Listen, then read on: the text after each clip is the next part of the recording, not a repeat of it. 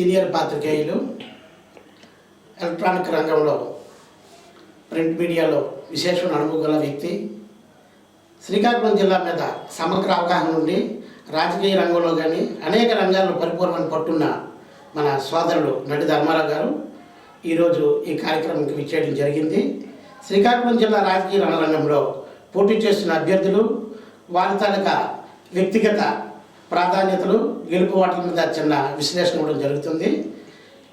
ఆ విశ్లేషణలో మొట్టమొదటి భాగంగా శ్రీకాకుళం నుండి, అట్లాగే శ్రీకాకుళం, నర్సన్నపేట, టెక్కలి, పలాస, ఇచ్చాపురం, పాతపట్నం, ఆంధ్రవలస, హెచ్చర్ల అన్ని నియోజకవర్గాల్లో అధికార పార్టీ అభ్యర్థులు, ప్రతిపక్ష అభ్యర్థులు, వారి తాలూకా గెలుపు ఓట్ల మీద చిన్న వివరణ నడి ధర్మారావు గారి ద్వారా తెలుసుకుందాం.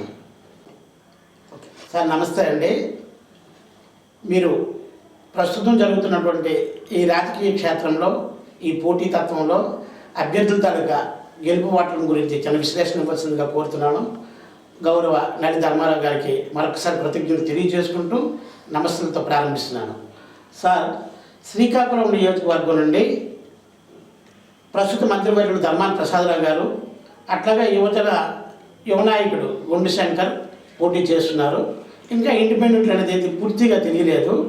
ఈ పరిణామాల్లో ఇద్దరి మధ్య జరిగే ఎన్నికల వాతావరణం ఏ విధంగా ఉంటుందని దయచేసి తెలియజేయగలరు. నమస్కారం. జే న్యూస్ వీక్షకులందరికీ హృదయపూర్వక నమస్కారం. శ్రీకాకుళం జిల్లా రాజకీయ చరిత్రను ఒకసారి మనం పరిశీలిస్తే 1952లో ఎన్నికలు మనకు ప్రారంభమై దేశవ్యాప్తంగా ఇంతవరకు ఉత్తరాంధ్ర కాంగ్రెస్ వ్యతిరేక ప్రాంతంగా ఒక ముద్ర ఉంది. దీనికి కారణం తెన్నడి విశ్వనాథన్ గారు విశాఖపట్నం ప్రాంతంలో, సర్దార్ గౌతలచ్చన్న గారు మన ప్రాంతంలో, అలాగే కమ్యూనిస్టులు, అనేక రైతు ఉద్యమాలు, అనేక ఉద్యమాలు చేసిన చరిత్ర వల్ల కాంగ్రెస్ వ్యతిరేక ప్రాంతంగా ఈ ప్రాంతం ముద్రపడింది. గతంలో గెలిచిన వాళ్ళ నియోజకవర్గాల వారి మనం చూసుకున్నా సరే, కాంగ్రెస్ 1972 తర్వాత, 1972లోనే కాంగ్రెస్ ఎక్కువ సీట్లు గెలుచుకుంది. తర్వాత మరి ఎప్పుడు లేదు. మళ్ళీ 2004, 2009లో కాంగ్రెస్ మెజారిటీ సీట్లు వచ్చాయి మన జిల్లా వరకు చూస్తే. ఒకప్పుడు ఎన్నికల రాజకీయాల చరిత్ర ప్రకారం ఇప్పుడు చరిత్ర లేదు. తెలుగుదేశం వచ్చిన తర్వాత అవన్నీ మారిపోయాయి. కాంగ్రెస్ వ్యతిరేక జిల్లా అనే ముద్ర తెలుగుదేశం కంచుకోటగా మారినప్పటికి కూడా అంతవరకు ఉన్న పరిణామాలు లేవు.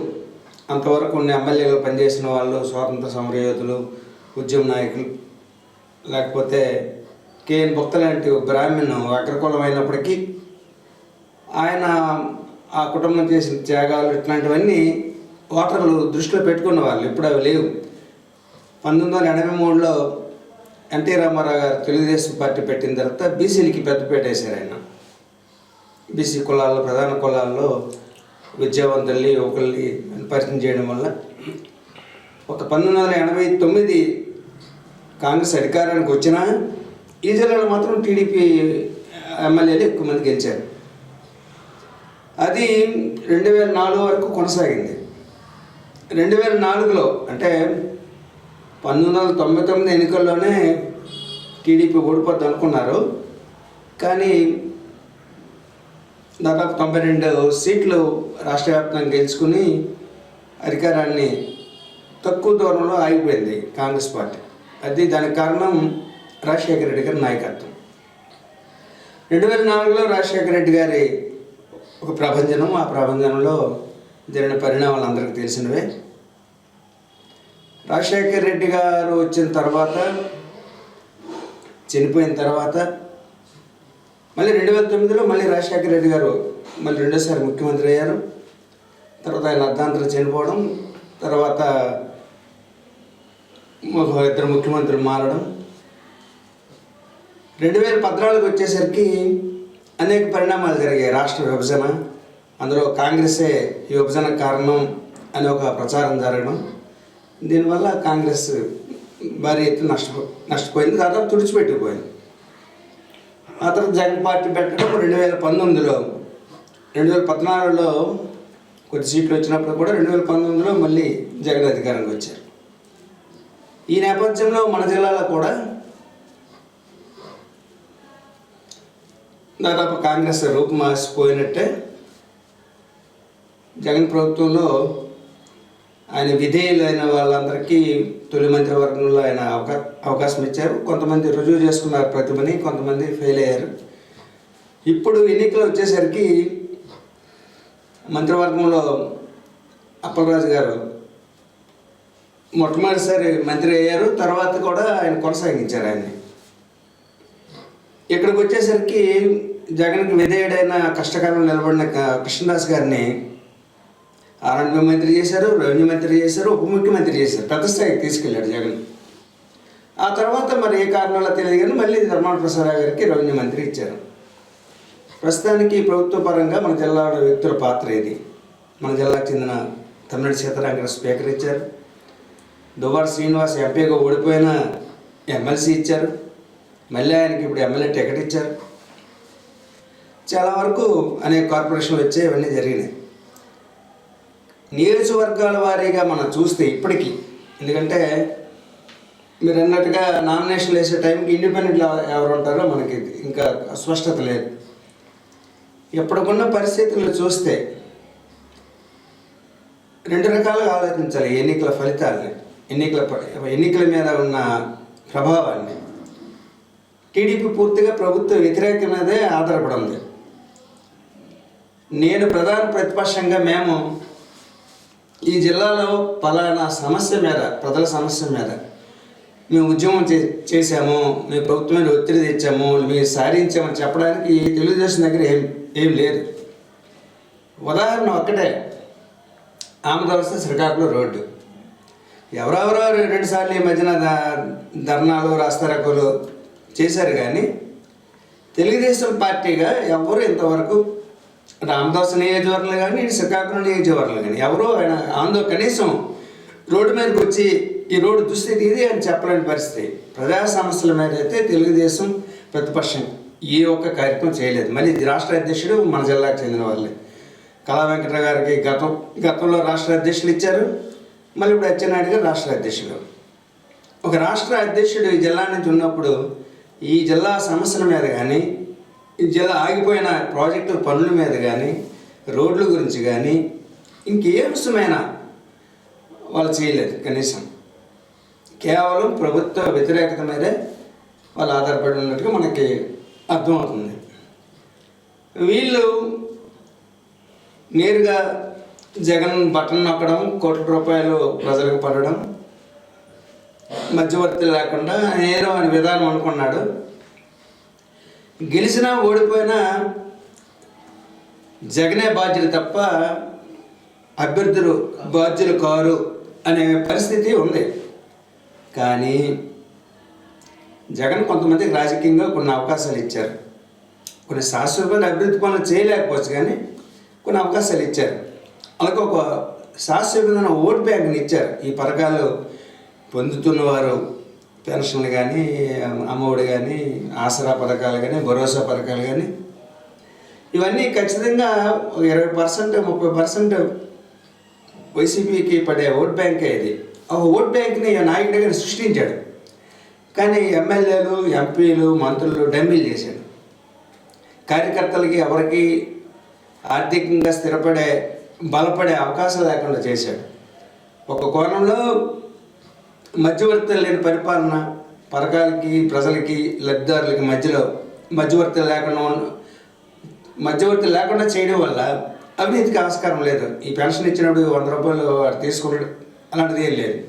అది మంచిగా జరిగింది. కానీ ఒక మండల స్థాయి నాయకుడి కన్నా వాలంటీర్ శక్తివంతుడు అయ్యాడు తప్ప పార్టీ కార్యకర్తలకు ఎవరికి విలువ గౌరవం లేదని ఒక అభిప్రాయం ఉంది. ఎన్నికలు వచ్చినప్పుడు మేము బ్యానర్లు కట్టాలి, ఎన్నికలు వచ్చినప్పుడు మేము జెండాలు కట్టాలి, మేము కష్టపడాలి. ప్రభుత్వంలో ఉన్నప్పుడు ఒక పని చేస్తే చెప్తే చేయలేని పరిస్థితి, అలాంటి పరిస్థితి సృష్టించారు ముఖ్యమంత్రి.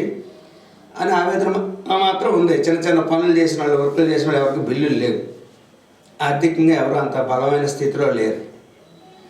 అట్లాంటి అసంతృప్తి ఉన్నా సరే ఎన్నికలకి సిద్ధమవుతున్నారు వాళ్ళు కూడా. ఇక గెలుపు ఓటముల్ని నిర్ణయించే ఒక ప్రక్రియలో ఓట్లు ఎంత ప్రధానమో అభ్యర్థుల ఎంపిక కూడా అంతే ప్రధానం. అభ్యర్థుల ఎంపికలో రెండు పార్టీలు కూడా తప్పులు చేశాయనేది నా అభిప్రాయం ఒక సీనియర్ జర్నలిస్ట్గా. ముందు అధికార పార్టీ గురించి మాట్లాడుకుందాం. అసెంబ్లీ స్పీకర్ ఆయన పరిస్థితి కొంచెం ఇబ్బందికరంగా ఉంది, అది అందరికీ తెలుసు. ఆయన్ని అక్కడ టికెట్ మారిస్తే ఒక స్పీకర్కే టికెట్ ఇవ్వలేదు అనే ఒక సందేశం రాష్ట్ర వ్యాప్తంగా ఉంటుంది. అంటే ఈ పార్టీ అంత బలహీనంగా ఉంది, ఒక స్పీకర్ గెలవలేని పరిస్థితిలో ఉన్నాడు అనే ఒక సందేశం రాష్ట్ర వ్యాప్తంగా వెళ్తుందని ఉద్దేశంతో కావచ్చు బహుశా ఆయన్నే కొనసాగించారు. నేనైతే ఏమనుకుంటానంటే సీతారాం గారిని ఎంపీ అభ్యర్థిగా పెట్టి ఆమదాసుకి కొత్త అభ్యర్థిని పెట్టి ఇప్పుడు పేరాడ తిలక్ ఆయన ఎంపీ అభ్యర్థిని టెక్కలి ఎమ్మెల్యే అభ్యర్థిగా పెట్టి దువ్వాడ శ్రీనివాస్ 6 ఏళ్ళు ఎమ్మెల్సీ పదవి ఉంది కాబట్టి ఆయన్ని ఎమ్మెల్సీ కొనసాగిస్తుంటే బాగుండేది. లేదు అంటే డాక్టర్ దానాటి శ్రీధర్ని ఎంపీ అభ్యర్థిగా పెట్టున్నా బాగుండేది. టెక్కలి ఆయన అడిగి ఆశించాడు, ఆయన టెక్కలి ఎమ్మెల్యే పెట్టున్నా బాగుండేది. వీళ్ళు చేసిన అభ్యర్థులు ఖరారు చేయడం జరిగింది. పాత వాళ్ళకి సిట్టింగ్ ఎమ్మెల్యేలకే దాదాపు టికెట్లు ఇచ్చారు ఈ ఎలక్షన్ కూడా. ఒక ఎంపీ దగ్గరికి వచ్చేసరికి ఏమైందంటే గత ఎన్నికల్లో ఓడిపోయిన ఎమ్మెల్యే అచ్చెన్నాయుడు చేతిలో ఓడిపోయిన తిలక్ని తెచ్చి ఎంపీని చేశారు. ఎంపీగా పోటీ చేసి ఓడిపోయిన శ్రీనివాసం పెట్టి టెక్కలు పంపించారు. అటు ఇటు మార్పులు చేశారు తప్ప అది ఒక ఫలించిన ప్రయోగం. ఇక టీడీపీ అభ్యర్థుల ఎంపికల్లో చాలా దారుణమైన తప్పులు చేసింది. 40 ఏళ్ళ రాజకీయ చరిత్ర ఉన్న గుండా లక్ష్మీదేవి కుటుంబానికి, ఒక 50 ఏళ్ళ రాజకీయ చరిత్ర ఉన్న కల్మట కుటుంబానికి ఈసారి టికెట్లు లేవు. అలాగే ఈ టిక్కెట్ల కేటాయింపులో కూడా అంటే అంతర్గతంగా అనుకుంటున్న మాటలు బట్టి డబ్బుకు ప్రాధాన్యత ఇచ్చారు. మేము ఎంత ఖర్చు పెడతాం అంటే నేను 5 కోట్లు ఖర్చు పెడతానన్నా ఎవరికి టికెట్లు రాలేదు. కల్మట రమణగా 5 అన్నాడట, గుండా లక్ష్మీదేవి 5 అన్నారని. అలాగే పక్క జిల్లాలో చీపురుపల్లి కిమిడ నాగార్జున కూడా 5 అన్నాడని. 5 అన్న ఎవరికి టికెట్లు రాదు. 2 కొత్త ముఖాలు పరిచయం చేశారు అక్కడ. మంచిదే, కొత్త తరాన్ని ప్రోత్సహించడం మంచిదే. కానీ అవతల ప్రత్యర్థులు ఎట్లాంటి బలం ఉన్న వాళ్ళు అనేది కూడా ఆలోచించి, డబ్బు ప్రాధాన్యత కాకుండా ఆలోచించి నిర్ణయం తీసుకుంటే బాగుండేది. 40 సంవత్సరాల రాజకీయ జీవితం, 6 ముఖ్యమంత్రులు, 7 మంత్రివర్గాల్లో పనిచేసిన అనుభవం ధర్మాన ప్రసాద్ రావు. అక్కడ దీటైన అభ్యర్థిని పెట్టాలి కానీ డబ్బు బాగా ఖర్చు పెడతాడనే అభిప్రాయం ఇప్పటికే వచ్చేసింది. అట్లాంటి వ్యక్తిని పెట్టారు. మంచిదే, మన ఓటర్లు కొత్త తరాన్ని ప్రోత్సహించాలనుకుంటే అది అనుకూలమైన అంశం కావచ్చు. కానీ నాకు ఒక అవకాశం ఇవ్వండి అని మాత్రమే చెప్పగలరు. కానీ నేను వస్తే గతంలో నేను చేశాను అనడానికి ఆయన దగ్గర ఏం లేదు టీడీపీ అభ్యర్థి. ఎందుకంటే ఆయన ఒక సర్పంచ్ స్థాయి, ఎంపీటీసీ స్థాయి, వాళ్ళ నాన్నగారు ఎంపీపీ చేశారు. ఒక మండల స్థాయి కుటుంబం తప్ప నియోజకవర్గానికి విస్తృతమైన స్థాయి కాదు. అదే అవసరం లేదు. ఎందుకంటే శ్రీకాకుళం రూరల్, శ్రీకాకుళం నగరం ఇంచుమించు కలిసిపోయాయి కాబట్టి అది పెద్ద అతనికి కాకపోవచ్చు. కాకపోతే కొంచెం లక్ష్మీదేవికి ఇచ్చుంటే బాగుండేది పార్టీకి. ఈ 4 రోజుల్లో ఎటువంటి పరిణామాలు జరిగితే మనం ఊహించలేము. ఇప్పటికీ లక్ష్మీదేవి వర్గం ఎవరో శంకర్ వెనక్కి తిరగడం లేదు.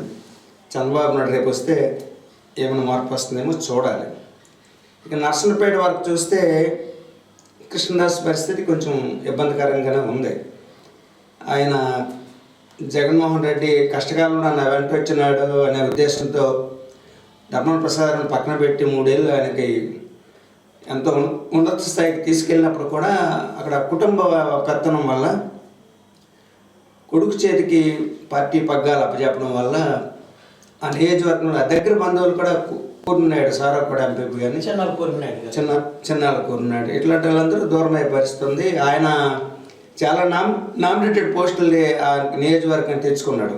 ఉదాహరణకి వెల్మ కార్పొరేషన్ చైర్మన్ పంగ బావాజీ నాయుడు అని సీనియర్ నాయకుడు ఆయన భార్యకి ఇచ్చారు. ఇప్పుడు ఆయన కూడా పార్టీ వదిలేసి వెళ్ళిపోయే పరిస్థితి ఉంది.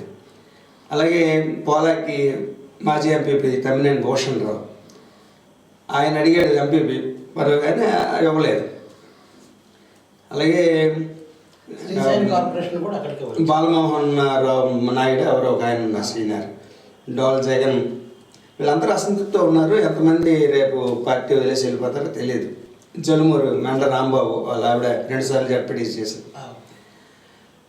అక్కడ మరి బాగా కష్టపడాల్సిన పరిస్థితి. బగ్రామూర్తి స్వామిడిగా పేరు ఉంది, పెద్ద కుటుంబం, మబ్బగా వాళ్ళ తాతగారు ఊరు.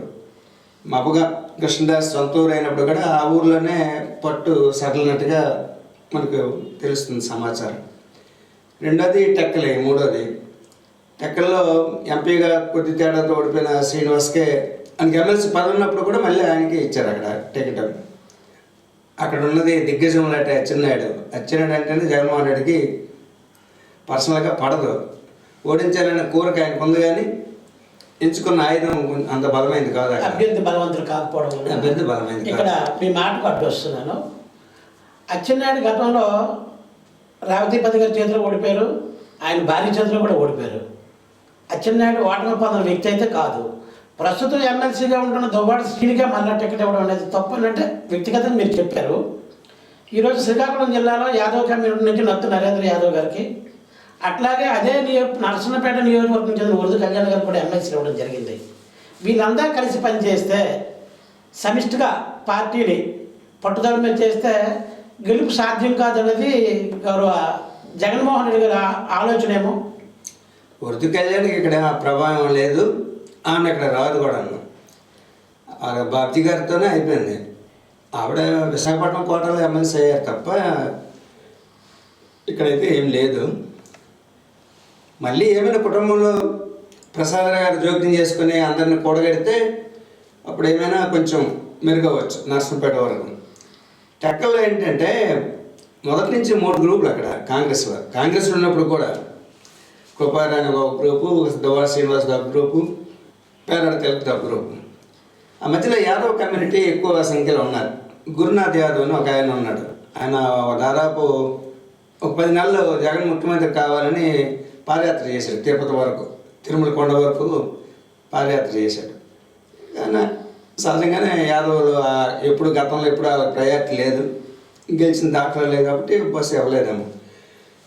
కృపారాణి గారి వల్ల ఇబ్బంది లేదు వైఎస్ఆర్ పార్టీకి, ఎందుకంటే ఆవిడ వెళ్ళిపోయింది. ఆవిడ బయటకు వెళ్ళి నేను పోటీ చేస్తాను అన్నారు కాబట్టి ఇంకా తలెప్పి అంతర్గతంగా సాయం చేస్తారా లేదని సందేహం మళ్ళీ లేదు.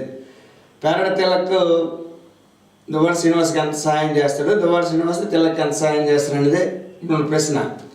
వాళ్ళిద్దరు కలిసి ఉంటే ఎంపీకి కొన్ని ఓట్లు పడతాయి, ఎమ్మెల్యే కూడా కొన్ని ఓట్లు పడతాయి. తిలక్ నందిగాం వరకు ఆయన బలం ఉంది, నందిగాం మండలం వరకు బలమైన నాయకుడు. దువ్వాడ శ్రీనివాస్ వాస్తవానికి పలాస ఆయనది. వాళ్ళ మాయ గారు సంపత్ రాఘవరావు గారు అల్లుడు కావడం వల్ల టెక్కల్లో ఆయన మండలంలో కొంత రాజకీయ నేపథ్యం ఉంది ఆయనకి.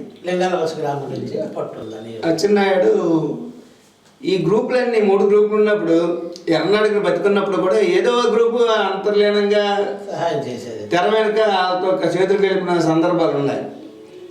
అది స్వయంకృతం. అక్కడ కాంగ్రెస్ ఉన్నప్పుడు కానీ వైసీపీ కానీ అది ప్రయోగం పెట్టుకొట్టచ్చని నా అభిప్రాయం. పలాస వరకు చూస్తే అంటే మనకు తెలిసిన సమాచారం అనేక సర్వేలు గౌతు సిరియస్ గెలవదనే అక్కడ చంద్రబాబు నాయుడు రిపోర్ట్ ఉన్నట్టు అనుకుంటున్నారు. అక్కడ డాక్టర్ అప్పలరాజు బాగానే బలపడ్డాడు. పార్టీ ప్రభుత్వం కూడాను మిగతా నియోజకవర్గంతో పోలిస్తే కిడ్నీ రీసెర్చ్ సెంటర్ కానీ హాస్పిటల్ కానీ ఒక డ్రింకింగ్ వాటర్ స్కీమ్ కానీ మిగతా నియోజకవర్గాలతో పోలిస్తే 100 కోట్ల రూపాయల స్కీమ్స్ వచ్చాయి, అభివృద్ధి పనులు వచ్చాయి. అది అడ్వాంటేజ్. ఆయన కూడా నిరంతరం ప్రజల్లో తిరగడం, అది కూడా అడ్వాంటేజ్.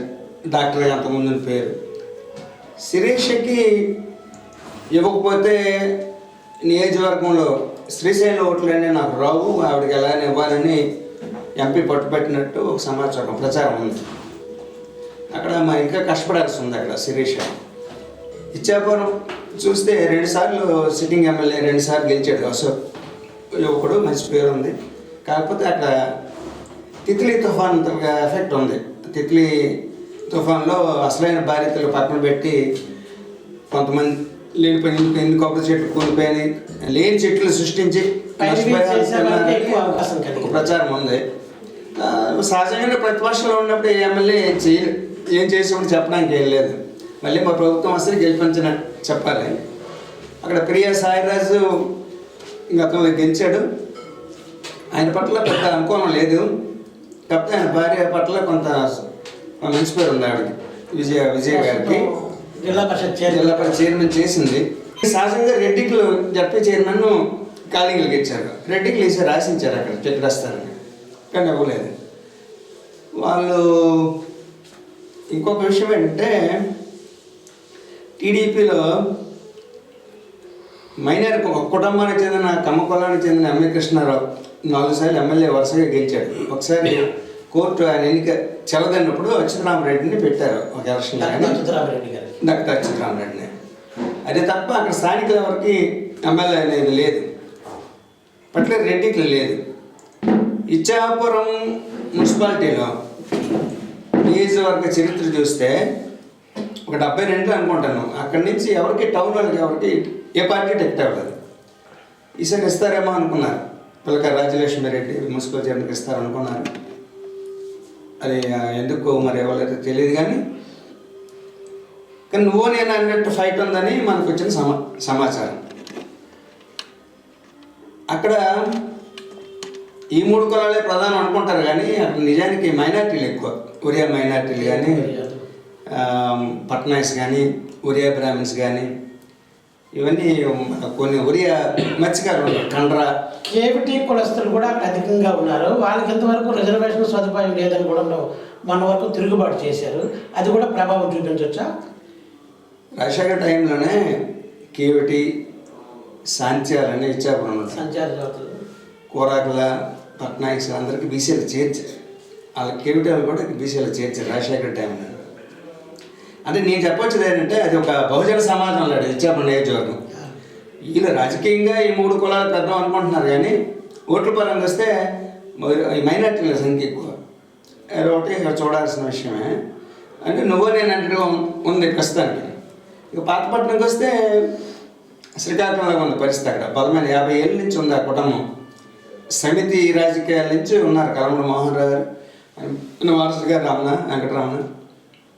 వాళ్ళ కాదని మామిడి గోవిందరావు అని ఈ రియల్ ఎస్టేట్లో భూములు వ్యాపారం చేసిన ఆయనకి ఇచ్చారు. అది కూడా పెద్ద దుమారం. ఆయన ఇండిపెండెంట్ పోటీ చేస్తే యాక్చువల్గా రెడ్డి శాతం మీద వ్యతిరేకత చాలా ఉంది అక్కడ. ఈ టీడీపీలో జరిగిన పరిణామాల వల్ల ఆవిడకి అడ్వాంటేజ్. అది ఒకటి కొంత మైనస్ జరిగింది అక్కడ. ఇక రణస్థానానికి వచ్చినప్పుడు ఇది పెద్ద బ్లండర్. ఇప్పుడు కూటమి పొత్తుల్లో బీజేపీకి ఏం లేదు అక్కడ. అసలు గ్రామస్థాయిలో యూనిట్లు కూడా లేవు పెద్దగా. అలాంటిది ఏమో ఒక కమ్మ అనే ఒక యాంగిల్లోనే ఏదో మేనేజ్ చేసుకుని తెచ్చుకున్నారు అన్నారు. కిరణ్ కుమార్ కూడా ఓడిపోయే జాబితా ఉండేవాడు మొన్నటి వరకు. ఇప్పుడు బీజేపీకి ఇవ్వడం ఆటోమేటిక్ స్థానికేతరుడు, అగ్రకులము, కాపులు ఈ ఇలాంటి ఫీలింగ్స్ బోల్డ్ వస్తాయి. అదొకటి ఇప్పుడు వైసీపీకి అడ్వాంటేజ్ ఉంది అక్కడ. ఇక స్పీకర్ చాలా ఉన్నతమైన స్థానం జగన్మోహన్ రెడ్డి ఇచ్చాడు.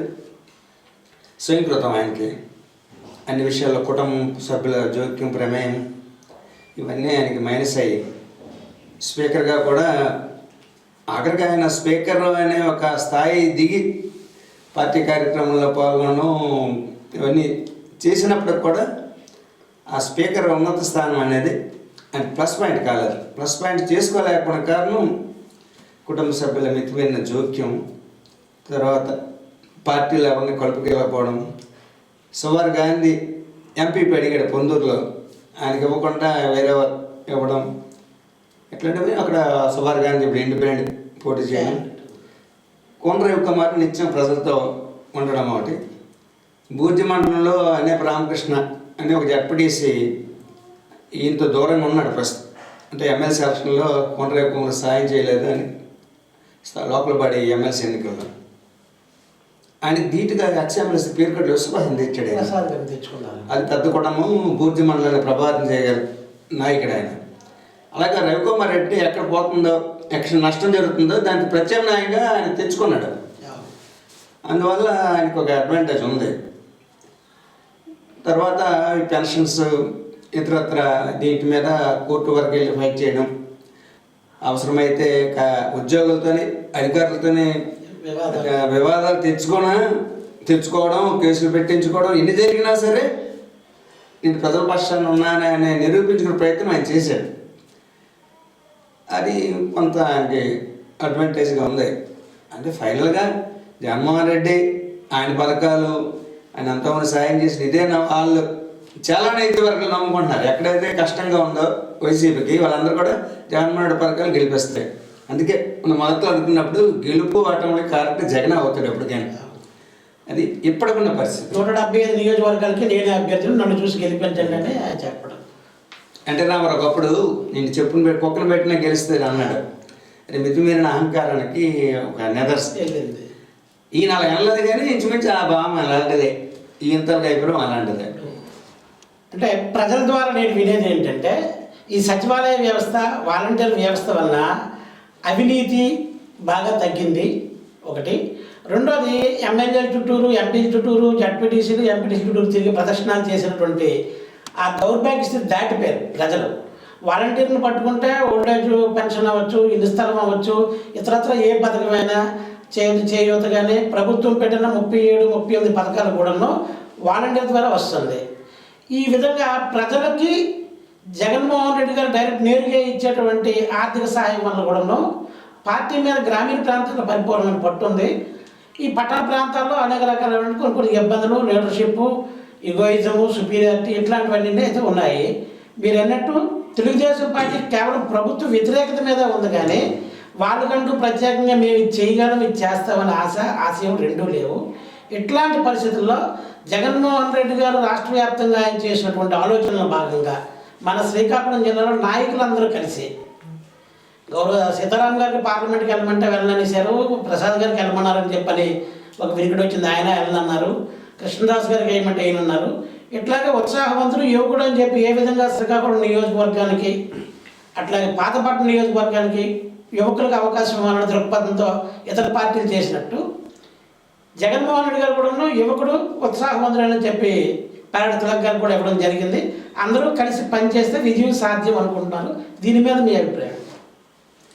రాజకీయాల్లో వయసు అనేది ప్రధానం కాదు. కుర్రాడు బాగా పరిగెడతాడు, ముసలాడు పరిగెట్టలేడు అని కాదు. ఎవరు సమర్థుడు, ఎవరు ప్రజల కోసం ఆలోచిస్తాడు, ఎవరు పనులు చేయించగల సత్తా ఉన్నాడని చూస్తారు తప్ప ముసలాడ యువకుడని చూడరు. రాజకీయాలు ఎక్కడ అది యువకుడు కాబట్టి యువకుడైన వాళ్ళు గెలిచాడు అనేది ఎక్కడ లేదు. దానికి ఒక ఆధారాలు ఎట్లా లేవు. మీరు చెప్పినట్టు జగన్మోహన్ రెడ్డి ప్రభుత్వం పరిపాలన వికేంద్రీకరణ అనేది పెద్ద ప్లస్ పాయింట్. గ్రామస్థాయి 50 కుటుంబాలకు ఒక వాలంటీర్ నుంచి చిన్న సర్టిఫికేట్లకి మండల ఆఫీసులు తిరగకుండా ఏ గ్రామాల ఆ గ్రామ పంచాయతీల్లోనే అన్నీ జరిగిపోయే విధంగా చాలా పెద్ద అడ్వాంటేజ్. అలాగే రైతులకు సంబంధించి ఆర్బీకాలు ఉన్నాయి, అవి కానీ చాలా అది. అందుకనే గ్రామీణ నియోజకవర్గాల్లో వైసీపీకి మంచి అవకాశాలు ఉంటుంది. ఎటు వచ్చి పట్టణాల దగ్గరకు వచ్చేసరికి ఎన్జిఓలు, టీచర్, పెన్షనర్లు, కొంచెం విద్యావంతులైన వాళ్ళు ఉంటారు. కానీ ఈ సెక్షన్లోనే పోలింగ్కి వెళ్ళే వాళ్ళు తక్కువ. అంచేత ఇది ఒక అడ్వాంటేజ్ గ్రామీణ రంగంలో ఉంటుంది. యువకుడు అనేది అది కుదరదు, అది వర్కౌట్ అవ్వదు. నేను కుర్రాడును అలాగైతే కలమటాన్ని పెద్ద ముసలాడే కాదు కదా. అక్కడ కూడా వాళ్ళు ఏంటంటే కొన్ని తరాల నుంచి ఓట్ బ్యాంక్ ఉన్నవాళ్ళు వ్యక్తిగతంగా ప్రజాబలం కలిగిన ఇప్పుడు మాడుగా ఉందా అనుకుందాం, వాళ్ళ అమ్మ మండల ఆపరేషన్ చేసింది అంతే, అంతకుమించి నియోజకవర్గం ఆయన దానాలు ధర్మాలు చేయొచ్చు. తర్వాత చరిత్ర లేదు, రాజకీయ చరిత్ర లేదు. ఇక్కడ సంబంధించి మనం అనుకుంటే మళ్ళీ ఒకసారి వెనక్కి వస్తే యువకుడ వయసు అయిపోయినవాడ అనే తేడాలో చూస్తే వంశధార ప్రాజెక్ట్ ఉంది. ఎప్పుడో బ్రిటిష్ కాలం వాడిది. ఎవరు అడిగారు? ధర్మప్రసారం అది కావాలని ఉద్యమాలు చేయలేదు, తెచ్చాడు. అది ఇప్పుడు కాకపోయినా భవిష్యత్తులో జిల్లా సమగ్ర స్వరూపాన్ని మారిపోతాయి. అది నెక్స్ట్ ఆనంద్ మంత్రి ఉన్నప్పుడు ఎన్నో బ్రిడ్జిలు తెచ్చాడు. అప్పుడు కొంతమంది చెప్పారు ఆయనకి, ఎందుకు ఎన్నికల ముందు ఈ పాత బ్రిడ్జి శ్రీకాకుళం అది బ్రిటిషర్లు కట్టింది. 1954లో 100 ఏళ్ళు అయిపోయి ఒకటి. అప్పుడప్పుడు వరదలు వస్తే మధ్యలో కానాలు కొట్టుకెళ్ళిపోతుండే. ఇది మీకు తెలుసు. వద్దు మనం ఓట్లు పోతాయంటే పోతే పోని, మనం చేతిలో ఆర్ఎంపీ శాఖ ఉంది, డబ్బు ఉంది. మళ్ళీ వచ్చినాడు ఆవిడ మన జిల్లాడు అవుతాడో అవడో తెలియదు. మళ్ళీ పోతే పోని అన్నాడు, అలాగే పోయింది. అప్పుడు కూడా దీనివల్ల కదా పోవడానికి అనేక కారణాలు. అలాగే చెప్పడానికి మెడికల్ కాలేజ్ యూనివర్సిటీ ఎవరు అడిగాను, 80 అడుగుల రోడ్డు ఉంది. ఆ రోడ్డు వచ్చిన కాబట్టి అప్పుడు టీడీపీ ఆఫీస్ కట్టారు, ఎంపీ ఇల్లు కట్టుకున్నాడు. ఆ రోడ్డు లేకపోతే అలాగే ఒక పొన్నాడు బ్రిడ్జి కానీ ఇవన్నీ చెప్పడానికి నేను సమర్థను, చేయగలను. ఇంకా మరోసారి గెలిపిస్తే నేను చేయాలి పనులు చేస్తాను చెప్పడానికి ఇది ఉందే. నేను యువకుడిను నన్ను గెలిపిస్తే ఏం చేస్తాను చేయడానికి? నేను పలానా చేస్తాను, ఈ నియోజకవర్గంలో పలానా వర్క్ మిగిలిపోయింది, పలానా ప్రాజెక్ట్ నేను చేస్తానని చెప్పాలి. ఇప్పుడు ఆయన సరే, ఆయనకి అడ్వైజర్స్ ఎవరు? శంకర్ కూడా అడ్వైజర్స్ ఉంటారు. సరే ఆయన చేయొచ్చు. ఇంకా చేయను ఉన్నాయి, ఇది నేను చేస్తానని ఆయన ఐడెంటిఫై చేయాలి. ఏవైనా కొన్ని ఉంటాయి. ఇప్పుడు మనకి అండర్ గ్రౌండ్ డ్రైనేజీ లేదు, ఇది కార్పొరేషన్ అయింది, మున్సిపాలిటీ కార్పొరేషన్ అయింది. భూగర్భ మురుగునీటి వ్యవస్థ లేదు మనకి. అక్కడ తీసుకెళ్ళి ఆ ఏట్లో పోసిన నీరంతా మురుగు నీరంతా. అట్లాంటివి కొన్ని ఐడెంటిఫై చేసి ఇదిగో ఈ రంగంలో వైసీపీ గవర్నమెంట్ లేకపోతే రమణ ప్రసాద్ ఫెయిల్ అయ్యారు, నేనైతే ఇది చేస్తాను అని ఒక ప్లానింగ్ అని వెళ్ళాల్సి ఉంటుంది. విజన్ లేదు. విజన్ అంటే ఆయన విజన్ తయారు చేసుకోలేరు. ప్రస్తుతం 10 సంవత్సరాలు బట్టి శ్రీకాకుళం పార్లమెంటు సభ్యుడిగా కింజరాపు రామ్మోహన్ రెడ్డి ఉన్నారు. మొట్టమొదటిసారి ఎన్నికైంది కేవలం తండ్రి వల్ల. కింజరాపు ఎర్రనాయుడు గారు దివంగత నేత, ఆయన కొడుకు అవకాశం అని ఇచ్చారు. రెండవసారి ఈ జిల్లాలో అప్రహజంగా ఫ్యాన్ దూసుకెళ్ళిన వైసీపీ అధిక మెజార్టీ స్థానాలు కైవసం చేసుకున్న కుర్రవాడికి గెలవడం జరిగింది. ఒక పార్లమెంట్ సభ్యుడిగా ఉండి కార్పొరేషన్ ఎన్నికల ప్రక్రియ మీద కూడా ఏ రోజు పూర్తిగా పట్టించుకోలేదు. అట్లాగే ఈ ప్రజలకు నిత్యం అవసరం వచ్చిన స్టేడియం గురించి కూడా పట్టించుకోలేదు. ఈ జిల్లాకి 7 నుంచి 8 సార్లు ముఖ్యమంత్రి వచ్చినప్పుడు ఒక పార్లమెంట్ సభ్యుడిగా ప్రజల గురించి వినతి పత్రం ఇవ్వలేదు అనేది బాగా నాటుకుపోయింది యువతలో కూడా, ఇతరత్ర అందరి మీద కూడా. ఆ అంశం వల్ల ఆయన కూడా ఈ ఎన్నికల్లో వెనకబడవచ్చని ప్రజల దగ్గర చాలా మంది వినడం జరిగింది. 10 సంవత్సరాలు ఆయన కొన్ని ప్రాంతాల్లో ఆయనకు అనేక రకాలు పిలుస్తారు. సెల్ఫీ రామ్మోహన్ నాయుడు అని, బెంజీల్ రామ్మోహన్ నాయుడు అని, ఏమీ చేయలేదని, ఎవరో ఏదో చేసిందని లెటర్ పెట్టేస్తారని, ఇవన్నీ కూడా అపోహలు అవ్వచ్చు, వాస్తవాలు అవ్వచ్చు, ప్రజల్లో నిత్యం నానుతున్నాయి. ఒకప్పుడంటే పేపర్ చూస్తే కానీ ఇది తెలుసుకునేవాళ్ళు కాదు. సోషల్ మీడియా వల్ల ప్రతి క్షణాల్లో తెలుస్తుంది. ఇట్లాంటి పరిస్థితుల్లో ఈ పార్లమెంటు అభ్యర్థి మీద వచ్చే ఇటువంటి అవాంతరాలు అవ్వచ్చు, లేదా స్వయం కృతాపరాధాలు అవ్వచ్చు. ఒక ముఖ్యమంత్రి వచ్చినప్పుడు ఒక జిల్లా పార్లమెంట్ సభ్యుడిగా ఒక వినతి పత్రం ఇవ్వాల్సిన బాధ్యత ఉంది కదా, అది జరగలేదు. ఈ తిలక్ గారిని ఆయన్ని కంపేర్ చేసుకున్నా ఆయన యువకుడు కాకపోవచ్చు, ఈయన యువకుడు ఆయన యువకుడే, కానీ ఈ విధంగా కొద్దిగా ప్లస్ అవ్వచ్చు అనేది ప్రజలు అనుకుంటున్నారు. దీని మీద మీ అభిప్రాయం ఏంటి? ఎర్రనాయుడు గారు చనిపోవడం సానుభూతి గెలిచారు, అది మీరు అన్నట్టు అది వాస్తవం.